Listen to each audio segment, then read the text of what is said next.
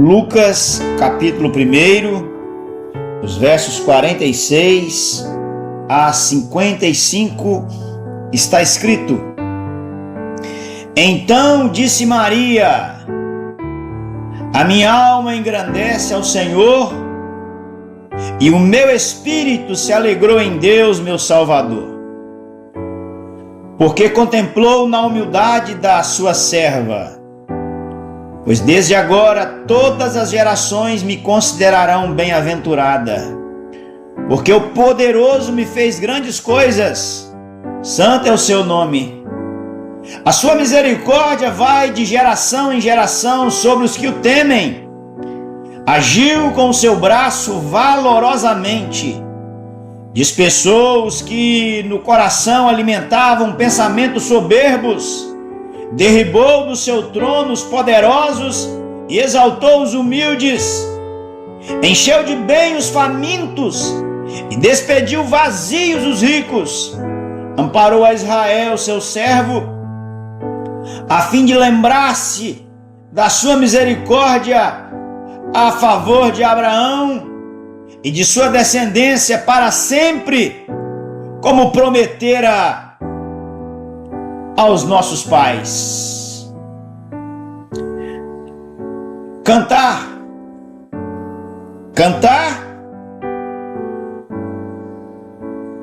é uma oportunidade que temos para expressar a nossa adoração ao Senhor. É bem verdade que cantar não é a única forma de adorar. Quando cantamos, também adoramos, porque adorar é reconhecer quem é o Senhor, o seu ser. E nós olhamos para a Bíblia e encontramos a importância que a Bíblia dá ao cântico, a importância que a Bíblia oferece-nos por meio dos cânticos. Moisés cantou quando o povo atravessou o Mar Vermelho. Encontraremos Ana cantando quando o Senhor abriu o seu ventre, o seu útero e colocou o menino lá.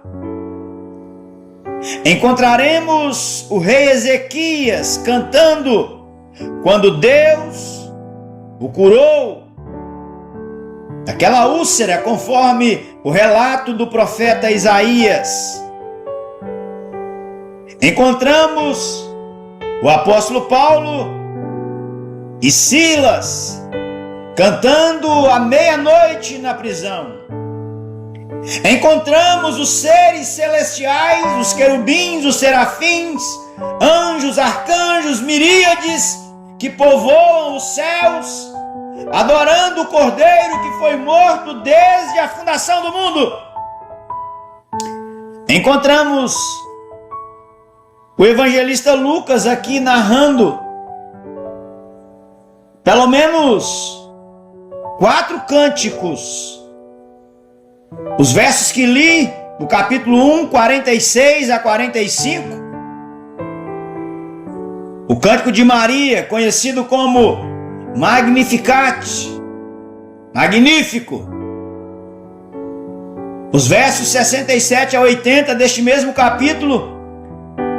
O cântico de Zacarias, Beneditos, bendito.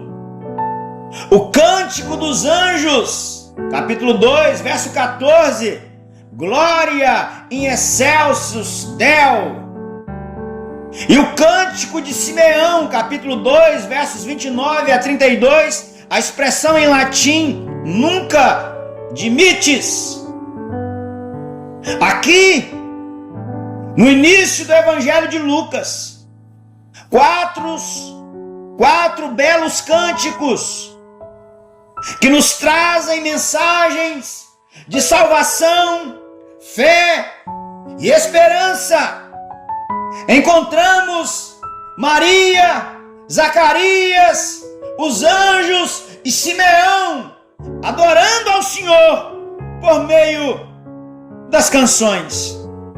Em específico, de maneira objetiva, olhemos apenas o cântico de Maria, o hino de louvor que Maria entoou ao Senhor. É um hino de gratidão.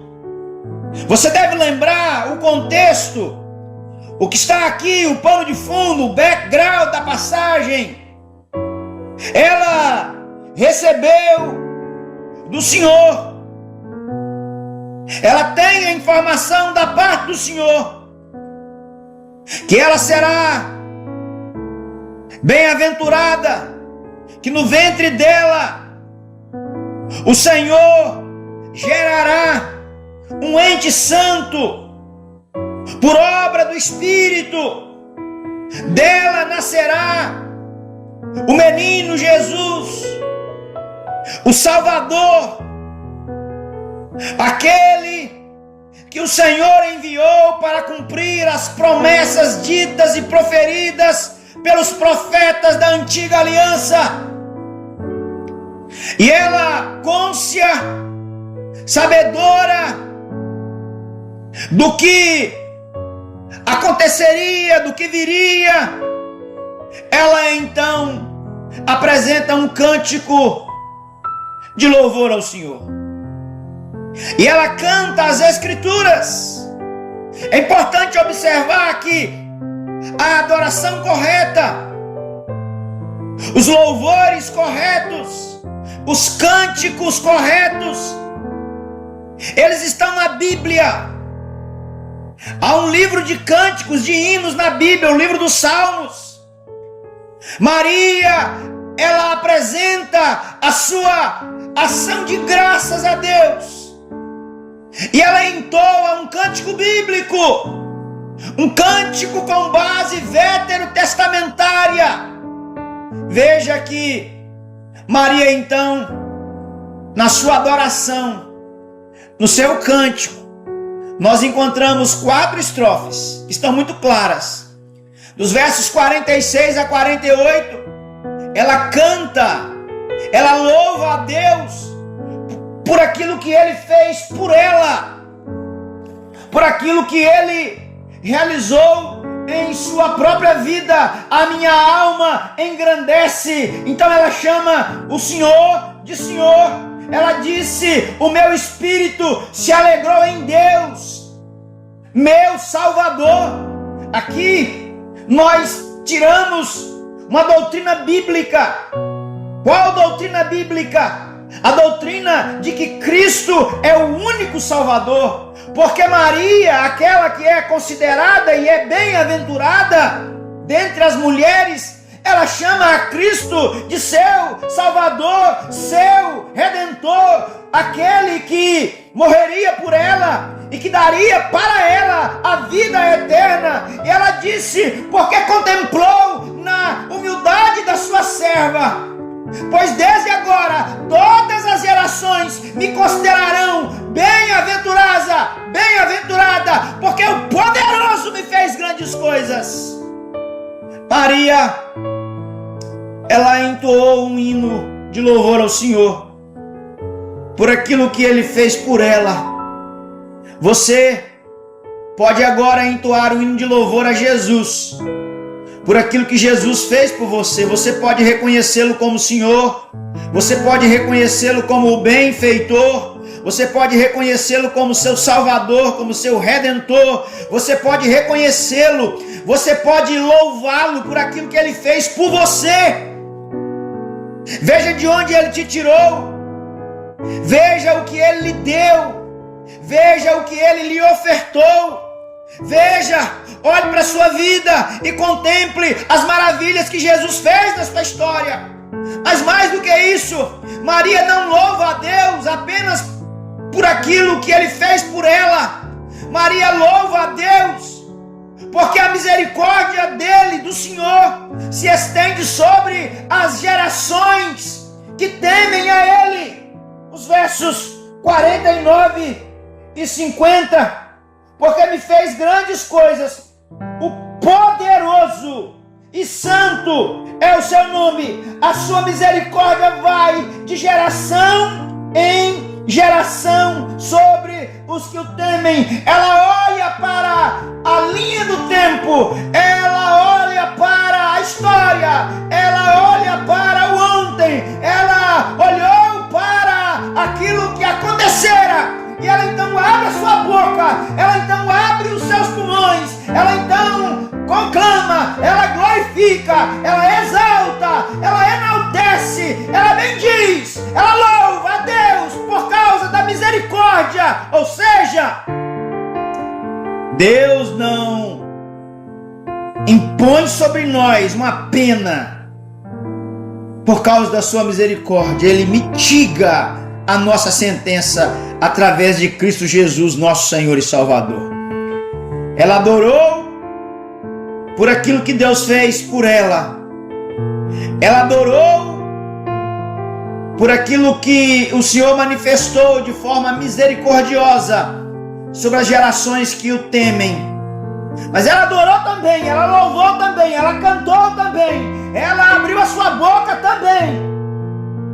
Porque Deus trata com severidade os soberbos. Os versos 51 a 53. Com o seu braço, ele trabalhou valorosamente, dissipou os soberbos do pensamento de seus corações. Deus é bondade e amor, mas Deus também usa de severidade para com os soberbos, com os orgulhosos, com os prepotentes, com os altivos.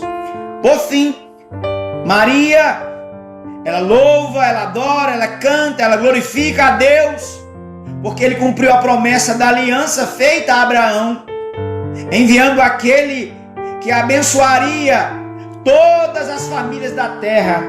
Os versos 54 e 55 deixa isso de maneira muito clara, muito transparente.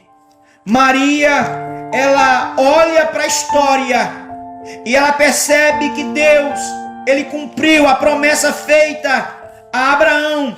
Os versos 54 e 55 aqui do texto que li, revela isso. O apóstolo Paulo, escrevendo a sua carta aos Gálatas, capítulo 3, o verso 9, ele disse assim: de sorte que os que são da fé são benditos com o crente Abraão. Verso 29, e sois de Cristo, então sois descendência de Abraão e herdeiros conforme a promessa. Ela louvou a Deus, porque Deus cumpriu a sua promessa feita a Abraão, quando o Senhor disse: em ti serão benditas todas as famílias da terra. Jesus veio para salvar a todos. Jesus veio para buscar a todos de todos os lugares do mundo. Isso não é universalismo. Isso é a ideia de João 3,16. Deus amou ao mundo de tal maneira que deu o seu único filho, para que todo aquele que nele crê não pereça, mas tenha vida eterna. Deus salvará pessoas de todos os lugares do mundo. É bem verdade, a Bíblia não ensina universalismo, ou seja, que todos serão salvos. Todos serão salvos, mas todos aqueles que se arrependerem dos seus pecados, que confessarem a Cristo Jesus como Senhor, como Salvador, como Redentor, e que viverem para Ele, você deve louvar, deve adorar, deve cantar ao Senhor pelo que Ele fez por você, por causa da misericórdia dEle para com você, por causa da severidade dEle contra os soberbos. Você deve cantar, louvar e adorar ao Senhor também, porque Ele cumpriu a promessa feita a Abraão. Vindo, porém, a plenitude do tempo, Deus enviou Jesus para cumprir a promessa. Por isso, Maria disse: a minha alma engrandece ao Senhor,